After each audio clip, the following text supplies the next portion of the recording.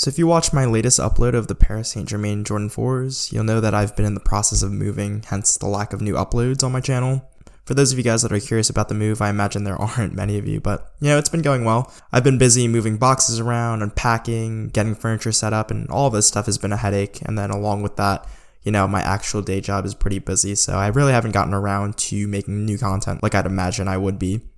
But from the sneaker side of things, I've been transporting more and more pairs to the new location from the old one, and I've still been buying things too, which again, terrible habit, but I'm still doing it. For this specific video, I'm still digging through the archives here. This one I made back in October of 2020 and still haven't uploaded it, so here's another throwback sort of video for you guys.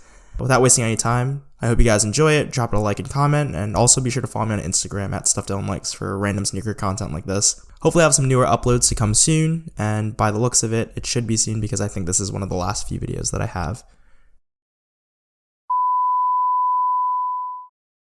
I can never say no to a good deal, especially on a Nike Dunk. I saw these posted on Mercari for a killer deal, and I jumped on it pretty fast.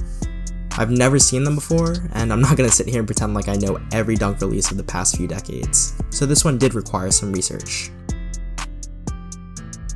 The production date on the inside tag shows that these are from 2006 or 2007, which we'll talk about in a few. They also came with an orange Nike box, which is actually still around, but mainly used for inline Nikes that you'd find at places like DSW or Famous Footwear. At least back in the day, more lifestyle-focused models like these Dunks used that orange box. It was an era before Nike sportswear was really defined as its own true line. And for the record too, these aren't Nike SB Dunks, they're just normal, run-of-the-mill Nike Dunks. Taking a look at the box label, these are in a colorway that Nike calls Sail, Tweed-Azure, and lists them as a Dunk High Premium. And by being a premium Dunk, I could certainly get down with these. The uppers are composed of a combo of tumbled and smooth leathers, and the saying of "they don't make them like they used to" is truly seen here. The tumbled leather on here is in Nike's Sail color, which is so plush and soft, while having nice grain with a pebbled finish. Nike's Sail color is essentially just a cream off-whitish color, and I rant and rave about how much I love it all the time. The use of tumbled leather can be found pretty much throughout every panel in the uppers, and even underneath the laces at the tongue. Contrasting that neutral sail tone is this tealish argyle print found at the heel counter and heel flaps. A print like this just brings me back in time, and if you came up in the early 2000s, you can just recall the crazy oversized, baggy outfits that people were wearing back then in various colors and prints. Not to take away from the print on the actual sneakers, it's in a smooth leather and has this alternating teal coloring between gold outlines. That same gold could be found at the Nike swoosh as well.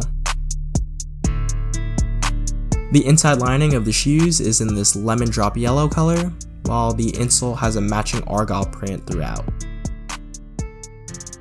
Resting below all of this is a white midsole with a teal rubber outsole. I went true to size on these and found they fit great. Usually in Dunks, for me it's pretty tricky to navigate between a 9.5 and a 10, but I found the softness on this leather to be pretty flexible. The overall condition of this pair is essentially flawless for being a 12 to 13-year-old sneaker. There aren't any signs of paint chipping, midsole yellowing, sole separation, or really any of the typical issues you'd find with shoes of this age. The outsoles also have little to no wear and cleaned up pretty well. That said, I'm still going to be super careful while wearing these around. Whoever owned this pair in the past took super good care of them, wore them very sparingly, and did a pretty good job of storing them. And I'm not exactly sure why. I presume these to have been a run-of-the-mill GR Dunk that you could easily find at like Foot Locker or something back then. Unless I'm missing something here, there really isn't anything memorable or special about these. They're just a Dunk of that older era. Maybe you guys can enlighten me in the comments. Again, maybe there's something I'm missing here. I'm really unsure of how much these would go for in the resale market, and I'm not exactly sure if people would even be willing to buy them.